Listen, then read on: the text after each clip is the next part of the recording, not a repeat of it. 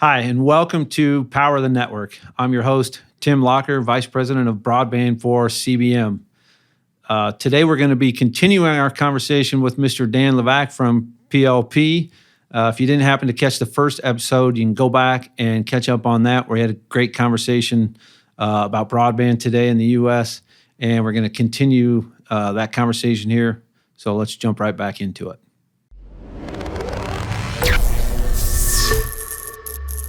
But the training aspect has to take on a different approach too, because now if you have that burn and churn mentality, what happens to quality? What happens to, building something that lasts a lifetime? Yes, that's out the window. That's one of the things that I struggle with. Let's face it, we're a sales organization. Our job is to sell product. That's how we make money. That's how we all make a living. But there seems to be a real big push in the last several years of cost cutting. Quality doesn't seem to matter as much anymore. And even though I haven't been around as long as you have, I'm still kind of an old school guy. Mm-hmm. In my personal life, I don't buy junk. I buy quality stuff. In our business life, we do the same. So how do we change that mindset of, a buyer that's got all this power because everybody's got to funnel through them and they're, saving nickels. It's education. It's education. But I always look at it from the passion perspective again, is that PLP, and I know CBM is the same way, we're going to push education. We're going to push training. Yeah. We're going to get it out as far as we can into the system to create an awareness of what it takes. Lately, as of late, I've been issuing a challenge to anybody I get in front of to talk to. I call it the business card challenge. Sounds pretty simple, right? Yeah, what is it? So the business card challenge in a nutshell is to take young people that are learning the trade, and I would present inferior product on their table and ask them to fix it to the point where they would be willing to put their business card on it to say, I'm done. This is the work I've done. This is the work I've accomplished. They used to do that before my time. Yeah, we used to joke about it. Did you sign that? Did you sign it, right? So that way back in the day with the old carriers, when we used lead, right? That could be part of my problem. Could be heavy lead poisoning. But they used to put an insignia card inside every splice they did. So when I opened those splices, I saw that someone was extremely proud of the work they did, and I loved going into those splices. Yeah. Because it reminded me. And they look different than the ones that absolutely, didn't have a card, right? For sure. Absolutely, because they were proud of their work. They took ownership of it. So now I challenge the younger people to be willing to do your work so that you may get a phone call one day from someone else that's in there next and says, thanks for setting this up. Yeah, hey, thank you for setting me up for success. Yeah, great job. Great job. Think about that. And you're starting to see some of that on social media. Absolutely. We're seeing a lot of splicers that are, taking pictures and making posts and putting that stuff out there. And so hopefully through that, we'll see some of that. There's a company called M&E Fiber Optics, right? They're a contractor, not a great big behemoth, but on the back of their business cards are actually pictures of completed splice cases. Because that's how proud they are, and they use it as a calling card. Yep. And I look at the contractors that we work with. Did I mention the PCCA? I think you may I can't get away without mentioning the PCCA. Yeah, get a shot of that, would you please? So the PCCA, the Power and Communication Contractors Association, every contractor that's in that group represents about 85% of the deployment of fiber optics in the United States today. That's awesome. So how many members are there then in that organization? It varies in the organization from time to time, but it's typically you've got upwards of 120 to 130 contractor organizations that are in it, and then a lot of vendors and then individual people that do it. But I always look at this like I do in life. You get out of it what you put into it. Plain and simple. If you're not willing to invest in yourself and everything we do and understand this, it's got to be bigger than oneself. Every purpose we have has to go to what I'm going to refer to as the service side of what we do, okay? I go to these organizations and I do things for them, and I'll join committees and I'll become as much a part, and I'll immerse myself in their thought process to try to bring a different perspective to what we're trying to promote. In regards to how we perform as individuals in the service side of the house, it's got to be bigger than you. It's got to be bigger than your company. It's got to be bigger than the organization. And it's even got to be bigger than the industry. And the thing that bothers me the most about words, right? We've always had words that meant certain things. And the government takes a word and they changes the definition to suit their needs on it. And I'll give you one. I'm just going to harp on this one. Example of this one. This one here is just simple. It's essential. Okay. Yeah. To me, that used to mean that it was a really important word, that you meant something. Yeah. Because humans only want two things. They want respect and they want a little love. Yep. And when I say love, I'm going to say to be heard, right? To be understood. Yeah. Just to give me some acknowledgement, okay? When we went through COVID, they used the word essential as a divider. You're essential, you're not. You're essential, you're not. I want to take the word back. Yeah. Because when I spoke in front of the PCCA not long ago, I said, let's look at it from this perspective. Every person that's in this room today, there was about 450, is directly responsible for advancement in broadband for every man, woman, and child in this country. That's now, pretty essential. That's essential, Yeah, right? Absolutely. So those are the types of things that I want to push. Those are the types of things, and I want the audience to understand it's not about me being on the podcast, right? It's not about you calling me an old guy on the podcast. Yeah. It's got to be, let's get a message out that people can understand and grab. That message, I think, is kind of hard. Like for me personally, I live in a little town, Slater, Iowa. I believe it was 2002 when Huxley Telephone built, I think, one of the first fiber to the home networks in the state in my little town of 1,500. So for me, I mean, I hear all these people talking about, needing broadband, but I've been spoiled for 20 plus years. We've had that technology forever. So I kind of lose perspective on, a lot of that big picture sometimes. I've been a little bit spoiled with that. So now it's time to change your perspective. Yeah. And understand it's not just about you. And how do we send it out? How do we get better? How do we broadcast the message? How do we get to everybody that needs to be gotten to? And I'm not saying that PLP is the only way to go. But I've heard it's a good place to be. That's what I've heard. I've heard on social media somebody saying that PLP is the place to be. And it is, right? But where do we go from here? And how do we get a message out to people that need to understand we're in it together and it's a long-term game. It's a long-term approach. Yeah. So they're not going to, I think you touched on it a little bit earlier as, these projects, the funding's being sent out and they want them done in 4 or 5 years. Is that even feasible? I don't know that it's feasible. It's a good dream. And it's maybe it's putting the carrot out there. I'm not quite sure, but it also causes an awful lot of frustration. And like, for instance, I mean, during the COVID, there was a lot of people that panic buy. They did a lot of panic buying. So now that really, I still have a closet full of toilet paper. It still messed up the supply chain though. Yes. Because now you've got all these companies that have excess inventory, and now everybody else that bought it at that scared price and getting out there saying, now I want to return everything. You're going to end up in the same place you were 18 months ago, because this BEAD money is going to cause such an influx of money into the industry that it's going to provide the same catalyst that COVID did.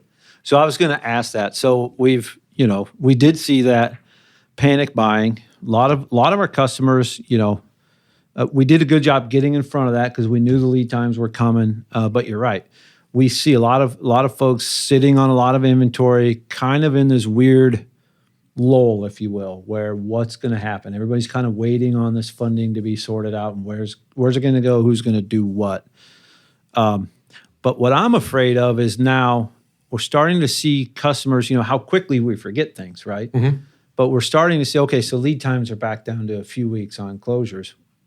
So, we don't need to order because so how do we get in front of that again? Because if they're going to try to blow all this work done in 5 years, we're going to be right back to where we started, are we not? I put it on my phone, and I did this quite some time ago.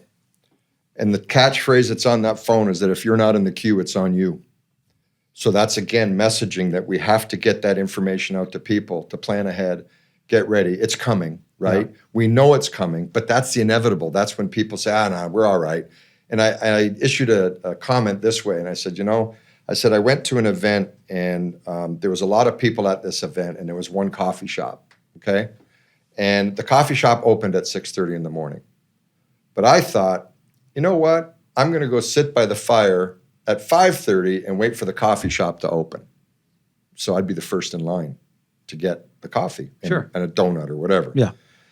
And as 6:30 rolled around, I was involved going through my computer and answering emails and doing that. I said, it'll wait for a minute. Next thing you know, there's 10 people in line. And I thought, I'll just wait for a little bit more and the line will die down and then I can get back in front, right? So 5 people come in, 5 people go out, and 15 more people lined up. I see where this is going. You see where that's going? If I would have just paid attention and did what I thought I should do, is get in line at 6:30 right when the doors open, I would have been done. Exactly. And that's one thing. I never got coffee that day. Well, I would have had a headache by noon. I did. My fault. But that's one thing that PLP did a good job of, on the last go around was, not forcing customers to take large orders, but get them in the queue. And that's where that came from. Get them in the queue, set some target dates so we can work with the factory and get, keep production rolling and get your spot in line, or you're going to not have coffee. Yeah. Well, we had some customers in their infinite wisdom with the panic buying. They figured a way around the system, right? So they're going to order the same type of product from 3 different manufacturers and 3 different distributors. Yes. So all of a sudden, there's a great big bunch of orders out there, each of them worth $12 million. Yep. That company only wanted one order for $12 million. First one to deliver. So everybody else that invested all the money in raw materials and staging product and getting it ready, they got told, never mind. And then what's that do to your It really messes everything up at the factory. It messes everything up for ordering inventory and raw materials. They didn't care. No, because right. It's and about what do you them. do? Do you sit there and penalize them for fear that you'll never work with them again? It's a double-edged sword. It is a very, very difficult double-edged sword. Really quick, let me tell you a little bit about CBM. We're a manufacturer's rep firm right here in the Midwest.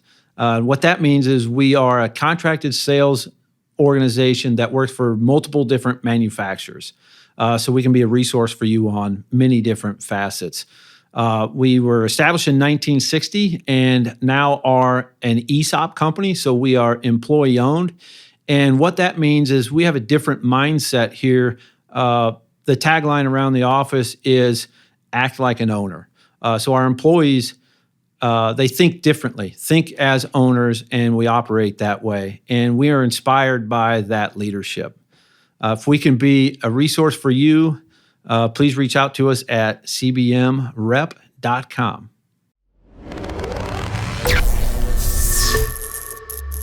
But you talked about a little bit too of the $35 million that you guys have invested. Mm-hmm. And through the COVID period and through all these long lead times, PLP had record output. Yep. Actually grew and put more product out than ever before during that year time. over year. We So never stopped. Is it going to be as bad the next time, really, since you've put all that money into production? Or are we in a better spot now because Let me put it to that? you this way. The catalyst prior to COVID was RDOF. Sure. And it was valued at about $9 billion. Does that answer your question? Slightly less. BEAD is $42.5 billion. Less the 20% tax, which is $8.5 billion off of that. Yeah. My point being is that this industry has never seen an influx of government money to this extent for a very, very long time. Yeah. So it's up to us to figure out how to do it right. It's up to us to make sure that we're having conversations with our buyers, with our end users, with our engineering groups. We've got to continue to have those conversations. Some of them are not pleasant conversations, but you know me well enough in the industry. You can have those is conversations. that a lot of people don't mind hearing it from me because they know they're going to get the absolute truth. Yeah. Even if it's a truth they don't want to hear.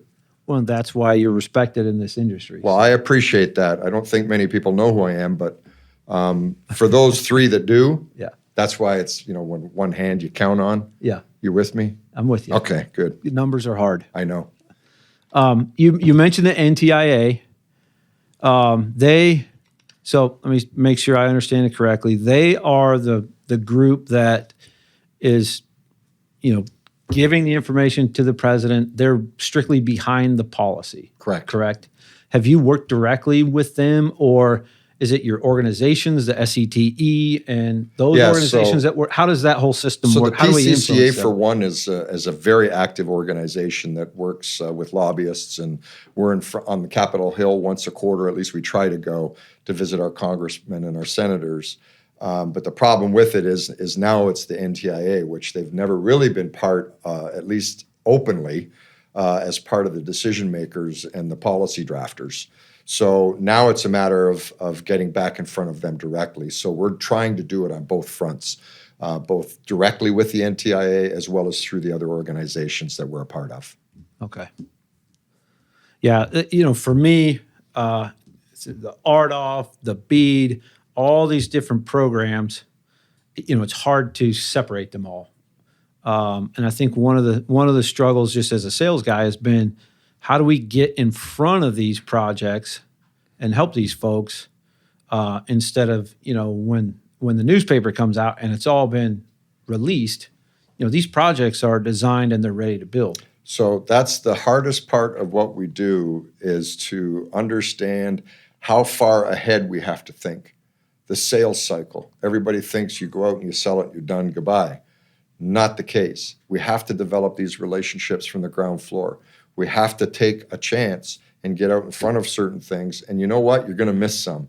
Yeah. And you're also going to hit some that you didn't think you were going to get. But don't undersell, and I don't mean that from a sales perspective. I mean the importance of, don't underestimate the importance of relationships within an industry. Because typically what happens, if you've got certain amount of subject matter experts, right, SMEs, that are in the industries, those people are called upon by all the newcomers.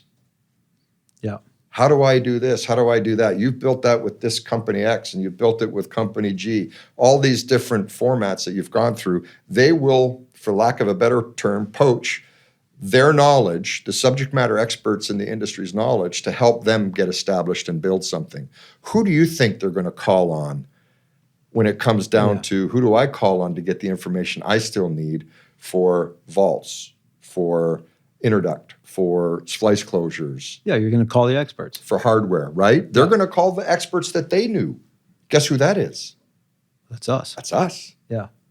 So don't ever undersell a relationship. I know people would rather text or email rather than call or rather than sit next to someone. But to me, sales is a different game, today than it was. Not saying it's different, but one thing hasn't changed. People still want respect and love. Yep. And we all provide it a different way, right? So it's incumbent upon us to continue to demonstrate the importance of the relationship. Amen. I agree totally. So we've talked about a lot of things that are, new in the industry, a lot of things, how much things have changed over the last so many years. What is one thing that you think is still the same and will maybe remain to be the same? Nothing. Nothing's the same. I don't think anything is the same. Anything that is the same, like I said earlier, will wither on the vine and die. Yep. Or become totally irrelevant. If you're not willing to make a move, if you're not willing to understand that things have changed and you need to adjust your approach, you need to adjust your style, you need to adjust your thought process, you will become irrelevant. I think I agree. I thought a lot about it, and I really tried to find something there, but I think you're right. I can remember a conversation I had with a contractor. We were talking about fiber blowing, jetting fiber. Yeah. I can, we've done it this way 20 years. And, we can pull that in just as fast as you can. Tim, you're a fisherman. Yeah. Right? Yep. What can you tell me about any body of water?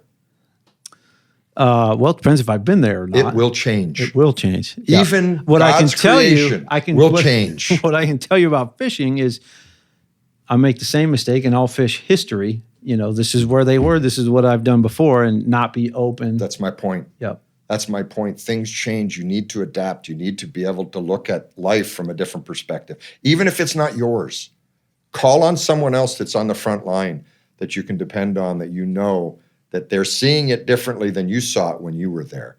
Because when you were there, dude, I was using lead cables and lead sleeves originally, right? And I didn't have to mess with copper. I was doing all fiber. Right. So I went through that whole thing. I changed my whole perspective and my whole approach twice, once with my first 10 years in the industry. And then ever since, I've probably reinvented myself a number of times at PLP. I wish they'd release some of those old videos. Oh, no. They're forbidden. They're forbidden. And things have changed. We're not allowed to show those videos anymore. That's probably true. HR is now a thing, so we have to.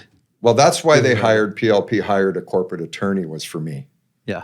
And it's been beneficial for PLP overall. So that's awesome. Yeah, that was good. Is there anything else you want to touch on? I know we had a list of things to get through, and I think we got through an awful lot of stuff. I guess the one thing that I look at is how do we maintain and continue a relationship that we've had for 60 years? And you're going to be around for a while. I've got some time left. Marla doesn't have much tread on the tires. I'm about done, right? So I'm rounding third, heading for home. About time for pasture. Yeah, well, the only good thing is I tripped over third base, so I'm just going to take a seat for a while before I make my way home.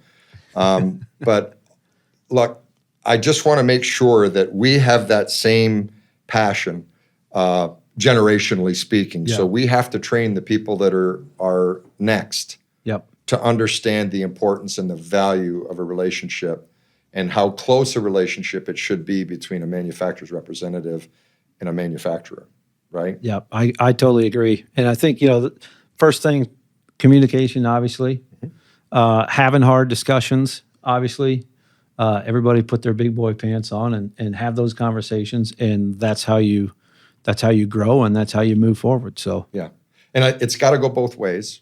I mean, there's times that we get the call that says we think you've done something incorrectly or whatever.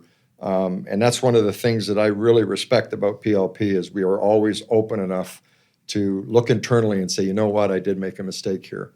Yeah, I've never seen PLP do the opposite. They've always done the right thing, and they've always taken care of the customer, number one. And that's our motto here at CBM. Take care of the customer, please the manufacturers. If we do that, we'll be successful. Awesome. Well, Dan, thank you again for joining us. I know you've got a busy schedule and you came in just for this, and we certainly appreciate it. So. It was absolutely my pleasure. It was a lot of fun. Thank you. Thank you, Tim. Yep. Wow, that was great. Once again, I always appreciate talking to Dan. He's so passionate about what he does. He's a leader and a mentor in the market, and we certainly appreciate him. Once again, if you have questions about PLP, it's plp.com, or you can reach out to us here at CBM. It's cbmrep.com. We'd love to be a resource for you and your company. Thank you again for joining us on Power the Network, and we'll see you on the next one.